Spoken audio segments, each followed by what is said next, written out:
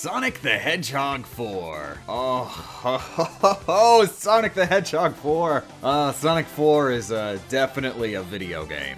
A video game with a really, really bad rap, and while I wouldn't say that rap is unjustified, I would argue that Sonic 4 can actually be a unique, enjoyable experience, and was attempting to deliver to fans what the developers thought they wanted. Yep, that's right, this is a video about how Sonic 4 doesn't suck.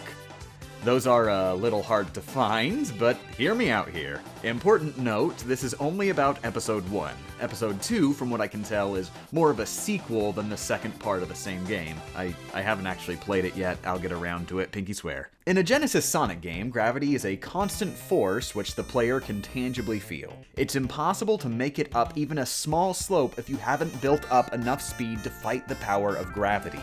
Understanding the physics system is a minimum requirement before the player is able to play the game, and working against and conquering physics to pull off high-speed stunts is one of the game's main draws. In Sonic 4, the physics are, well, let's just say Sonic 4 doesn't really have that many physics. When in midair, Sonic will quickly lose all horizontal momentum and stop if the player isn't giving any input. Slopes still push Sonic a little, but they're very minor obstacles with only a small amount of speed being necessary to walk up them. Slopes are no longer an obstacle, they're instead just a wibbly-wobbly turn on the ground. Not even a full 180-degree turn requires any effort from the player to traverse. I feel like the lack of physics is the major stepping stone someone who's a fan of 2D Sonic games has to get past in order to play Sonic 4. The game sets itself up as a successor to the Genesis Sonic games, even going so far as to call itself Sonic 4, which sets up some expectations which the game doesn't even try to meet. Building a game about working with and against a physics system was simply not a goal the developers had, and I feel that's reflected in the controls. In all three Genesis Sonics, the player's moveset is built on a pillar of three options: horizontal movement, jumping, and rolling. Jumping is a movement option exclusive to being on the ground, and rolling is a movement option exclusive to Sonic in motion on the ground. When in midair, the player keeps their momentum from the ground and from that point can only influence horizontal movement. They have absolutely no other options. Meanwhile, when rolling, they lose some, though not all, of their control over horizontal movement. And if you jump from a roll, you can no longer affect Sonic's movement at all. He's locked in and will land wherever he'd have to naturally land given his current momentum.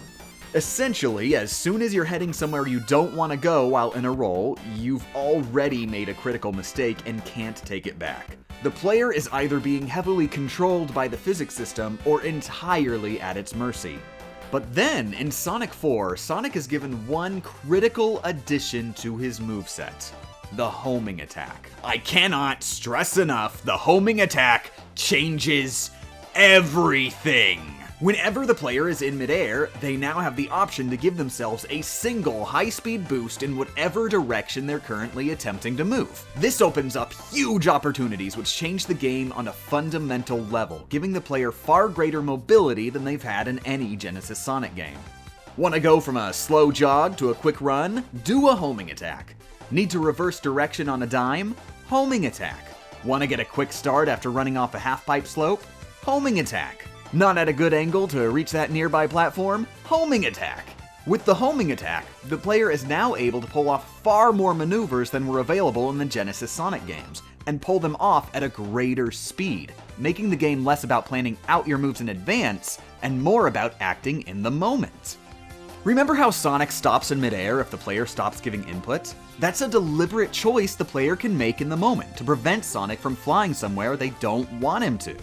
You could say that Sonic 4 is a Platinum Games-style platformer as opposed to the Genesis Sonic games, which are more of a From Software-style platformer.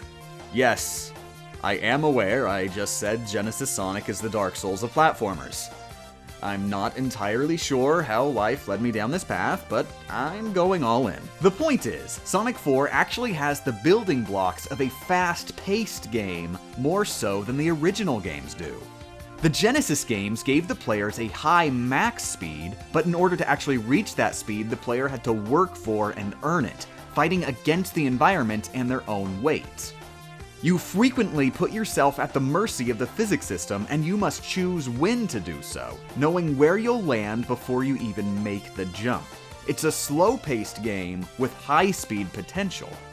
The developers of Sonic 4 wanted to deliver on the idea of a fast platforming game and chose to focus on making a game where the player character promptly responded to the player's input, upping the pace of the game and ensuring the player always has open options at any given moment. I can't speak for everyone, but I love it. Now really, don't get me wrong, I'm not saying that the Genesis games aren't well designed, nor am I even saying that Sonic 4 is well designed. It has its flaws. But the point is, it ultimately tries to be a different kind of game than the original set out to be, but was marketed as a direct successor, and I think that's a huge part of why it was so critically panned. They primed their own audience for the wrong kind of experience. If you owned Sonic 4 and threw it in the trash, or never even gave it a try, I encourage you to dust it off and give that homing attack a test run. See how it feels when you use it to its full potential. I hope you'll be pleasantly surprised. This video marks the first Patreon shoutout. Special thanks to Eric and Lord Arency. Arnchi. Aren't shy.